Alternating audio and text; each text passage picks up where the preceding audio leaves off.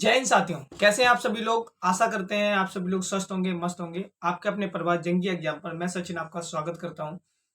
Math के practice set आज 6 रहने वाला है, जिसमें ऑल कॉम्पिटिटिव एग्जाम के लिए यूजफुल होने वाला है। Special SSC GD Delhi police के जो एग्जाम आ रहे हैं, जो भी एग्जाम अभी हाल ही में होने वाले हैं, जैसे पैट हो गया, एसएससी जीडी हो गया, दिल्ली पुलिस हो गया, उनके लिए क्लास महत्वपूर्ण रहने वाली है। तो बिना टाइम वेस्ट किए शुरुआत करते हैं आज का सेशन, जिसमें फर्स्ट क्वेश्चन रहने वाला है। वो ये कह रहा है कि एक निश्चित राशि को ए बी सी के बीच 2:5:7 के अनुपात में विभाजित किया जाता है, लेकिन गलती से इसे 5:2:7 के अनुपात में विभाजित किया गया और इस प्रकार बी को 150 रुपए का नुकसान हुआ। राशि ज्ञात कीजिए। देखो, ए बी सी की बात कर रहा है, उसने किस रेशियो में देना चाहिए था? 2:5:7 में। दिया कितने में उसने? 5:2:7। भाई ये अनुपात विभाजित, लेकिन गलती से इसे इस अनुपात में दे दिया गया, विभाजित कर दिया गया। लेकिन उसका अंतर कितने का पड़ा? 3 रुपए का। देखो, बी की बात कर रहा है कि ए से हमें कोई लेना देना नहीं है, सी से हमें कुछ नहीं है, मतलब हमें सिर्फ देखना है बी को फोकस करना है। तो 5 में से 2 गया 3, ये 3 का नुकसान हुआ। ये किसके बराबर हुआ? 150 के बराबर। तो 3 की वैल्यू 150 है, तो 1 की वैल्यू कितनी रहने वाली है? 50। ओके, 1 की वैल्यू 50 है। अब उसने पूछा क्या है कि राशि ज्ञात करो। तो राशि कितनी होगी? 5 6 7 7 4 11, 7 8 9 और 9 5 14। तो 14 का मल्टीपल आना चाहिए था। 14 का मल्टीपल कौन सा दिख रहा है हमें? एक ही दिख रहा है। 14 का मल्टीपल करेंगे तो 14 × 50 क्या होता है? 700। और यही आंसर बनना है। इसको हम बिना सॉल्यूशन के भी कर सकते थे, भाई इतना सॉल्यूशन करने की हमें जरूरत नहीं थी। हमें सिर्फ क्या देखना था कि 5 6 7 और 7 7 14, 14 का मल्टीपल एक ही दिख रहा है, वही हमारा आंसर होने वाला था। Question number second. Question number second कह रहा है कि एक लंब वृत्तीय बेलन है जो है, उसके आधार का व्यास 36 सेंटीमीटर दे रखा है। आधार का व्यास दे रखा है 36 सेंटीमीटर, और उसने ये तुमसे कहा है कि इसकी ऊंचाई 21 सेंटीमीटर है। देखो, एक बेलन है, इस तरीके का एक बेलन है, ठीक है। और वो ये कह रहा है इसका जो व्यास है ना, ये व्यास यहां से लेके यहां तक, ये 36 सेंटीमीटर दे रखा है। और ये जो हाइट है यहां से यहां तक, ये तुम्हें दे रखी है कितनी? 21 सेंटीमीटर। तो वो ये कह रहा है कि बेलन का आयतन क्या होगा। अगर मैं बेलन का आयतन निकालूं तो वॉल्यूम इसका निकालना है। वॉल्यूम कैसे निकालेंगे? वॉल्यूम ऑफ सिलेंडर क्या होता है? Formula πr²h। पाई की वैल्यू होती है 22/7। आर कितना होगा? देखो, जब डी 36 है तो आर कितना होगा? d/2 यानी 18। ठीक है, तो 18 × 18, एच कितना होगा? एच होगा 21। 7 से कट किया, 7 या 21। अब इन सब का मल्टीपल करना है, लेकिन हम यहाँ पे इसका मल्टीपल नहीं करेंगे, हम यूनिट प्लेस से चेक करेंगे। 8 8 64, 4 आया, 4 2 8, 8 आया, 8 3 24, 4 आया। 4 एक ही एंड में आ रहा है, ये वाला जो ऑप्शन बनना है 4 वाला, ये एकदम करेक्ट बनना है। ओके, तो हमें पूरा मल्टीपल करके चेक नहीं करना है, हमें थ्रू ऑप्शन भी इसको कर लेना है। क्वेश्चन नंबर थर्ड कह रहा है कि 3 संख्याओं का उच्चतम समापन यानी HCF 57 है, यदि इन संख्याओं का अनुपात 4:5:6 है। इन संख्याओं का अनुपात 4:5:6 है, तो संख्याएं ज्ञात करो। अच्छा, इसका जो HCF दे रखा है वो कितना दे रखा है? 57।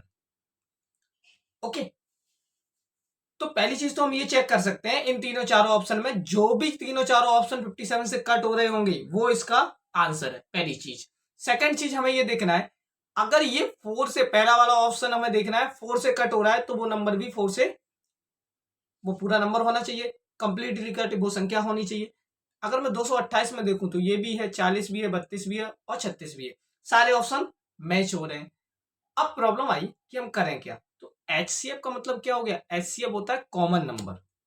अगर मैं इसे बाहर निकालूं तो 4x हो गया, 5x हो गया, 6x हो गया। ये जो x x x कॉमन आ रहा है, यही तो ये 57 के बराबर है। बस इसे ही हमें क्या कर देना है? 4 × 57। 7 चौको 28, 4 पंचे 20, 21 22, 228 किस में आ रहा है? 228 पहले ही ऑप्शन में आ रहा है, और हमें बाकी ऑप्शन चेक नहीं करने, हमारा आंसर बन गया। ओके, हमें क्वेश्चन को टाइमली अटेम्प्ट करना है, तो थोड़ा स्पीड में और फोकस होके, एक भी हमें पूरा सॉल्यूशन बिल्कुल नहीं करना है, हमें सिर्फ ये देखना है कि हमारा आंसर मैच कैसे भी हो जाए और उसे हम टिक लगा देना है। ठीक है, इससे हमारा टाइम सेविंग भी बचेगा और हमें कॉन्सेप्चुअल चीजों पे ज्यादा फोकस करना है। 2 divide by question mark 2 plus 2 divide by 2 plus 2 divide by 2 plus 2 divide by 3। Okay, अगर मैं यहाँ पे सबसे पहले इसको सॉल्व करना है बॉडमास के रूल के हिसाब से, तो हम इसको सॉल्व कर लेते हैं। तो मेरे पास क्या रहा है 2 प्लस 2/3, 3 2 जा 6 7 8, यहाँ पे क्या आ गया 8/3 आ गया। ओके, अगर मैं यहाँ पे इसको अब लेके आऊं तो ये कितना हो रहा है 2 प्लस 2 इंटू 3/8, इसे कट किया तो 4 आ गया, 4 2 जा 8 9 10 11, यहाँ पे क्या आ गया 2 प्लस 2 डिवाइड बाई 11/4, और यहाँ पे 2 डिवाइड बाई और लगा हुआ है, बाकी सब ऐसे ही चल रहा है। 2 divide by 2 plus into 2 into 4/11, ये तो हो गया 11 दूनी 22, 22 और 4 कितना हो गया 28, सॉरी 2 4 जा 8, 8 यहाँ पे हो गया 11 दूनी 22 और 30/11 हो गया। ठीक है, 30/11 हो गया 2 डिवाइड बाई, अब जब इसको रेसिप्रोकल करेंगे तो 2 डिवाइड बाई 11/30, इधर हो गया इनटू में कन्वर्ट, इससे इसको कट किया तो कितना आ गया 11/15। हमारा राइट आंसर कौन सा बनना है, थर्ड वाला जो है वो एकदम राइट आंसर बनना है। ठीक है, अगले क्वेश्चन की तरफ चलते हैं। अगला क्वेश्चन कह रहा है कि एक धनराशि वार्षिक साधारण ब्याज की दर से 16 वर्ष में 7 गुनी हो जाती है, वार्षिक ब्याज दर ज्ञात कीजिए। तो क्वेश्चन को अगर ध्यान से पढ़ोगे ना तो आप इसका आंसर इसी में छिपा हुआ है। वो ये कह रहा है कि एक धनराशि वार्षिक साधारण ब्याज की दर से 16 वर्ष में 7 गुनी हो जाती है, वार्षिक ब्याज की दर ज्ञात कीजिए।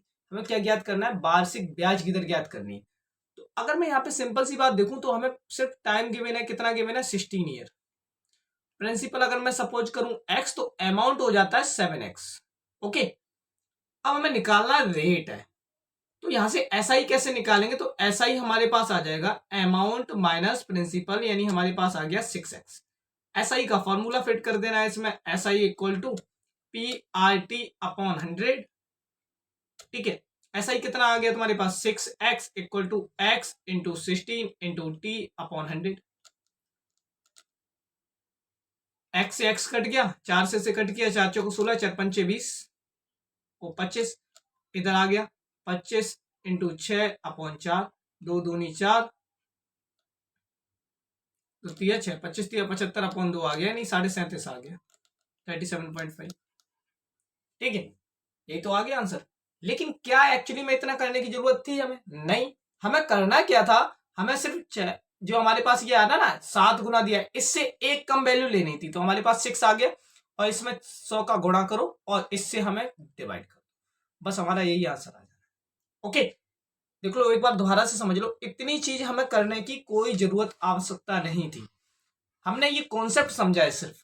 ठीक है, हमें अगर इस क्वेश्चन को करना है एग्जाम के वेस्ट पे, वो कैसे करेंगे, अगर हम एग्जाम के वेस्ट पे करें तो हमें यहाँ पे ये देखना है कि एक धनराशि वार्षिक साधारण ब्याज की दर से 16 वर्ष में 7 गुनी हो जाती है। कितनी हो जाती है, 7 गुनी।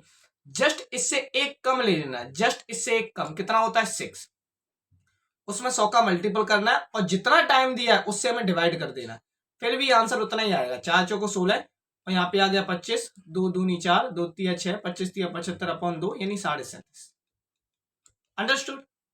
तो ये था कॉन्सेप्ट, पेपर में हमें इसे अटेम्प्ट करना है, उसको नहीं, वो सिर्फ कॉन्सेप्ट है, हमने समझ लिया कि आया कहां से है, अटेम्प्ट हमें इस तरीके से करना है। ओके, अगला क्वेश्चन। अगला क्वेश्चन कह रहा है कि द फोर्थ प्रपोर्शन, अब भाई रेशियो की बात कर रहा है तो फोर्थ प्रपोर्शन क्या रहता है 1/4, 4/8 और 8, और यहाँ पे 4, यही तो फोर्थ प्रपोर्शन पूछ रहा है तुमसे। इसके लिए फॉर्मूला होता है B इंटू C/A, तो 4.8 इंटू 8/1.5, पॉइंट से पॉइंट रिमूव हो गया, 5 तिया 3 से कट करो, 3 5 15 और 3 1 3, 3 18 16, अब 5 से कट करो तो कितना आ रहा है, 5 तिया 15, 5 दूनी 10, 32.8, 8 दूनी 16, 8 तिया 24, 24.6। आंसर बनना है, बिल्कुल बनना है।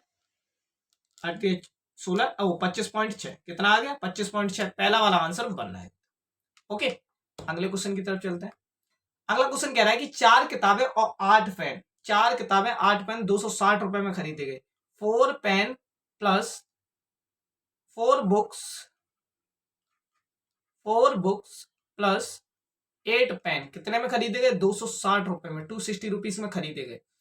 एक किताब का औसत मूल्य 35 रुपए था, एक बुक का जो प्राइस था वो कितना था, 35 था, तो एक पेन का औसत मूल्य क्या होगा? ठीक है, एक पेन का औसत मूल्य पूछ रहा है तुमसे, तो कितने पेन खरीदे गए हैं? 8 पेन खरीदे गए हैं। ओके, जब 8 पेन खरीदे गए हैं तो एक पेन का औसत मूल्य पूछ रहा है वो तुमसे, कोई बात नहीं। एक बुक का प्राइस कितना है? 35 है, तो 4 का कितना होगा? 35 into 4 plus 8 pen equal to 260।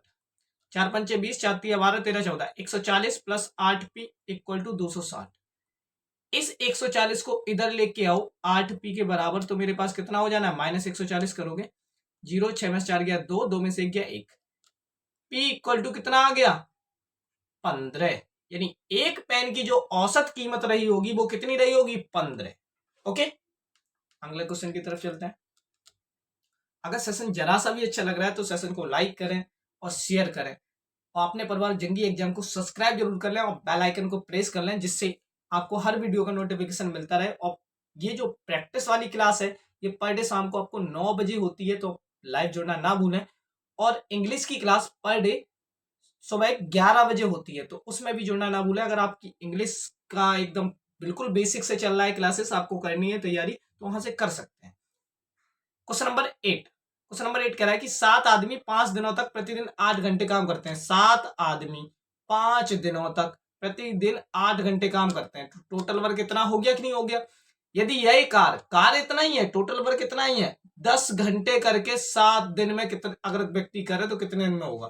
तो भाई यहाँ पे x मान लिया मैंने, इसे कट कर दो, देखो 7 से 7 कट हो गया, 5 दूनी 10, 2 चौको 8, यानी आदमी कितने होंगे? 4।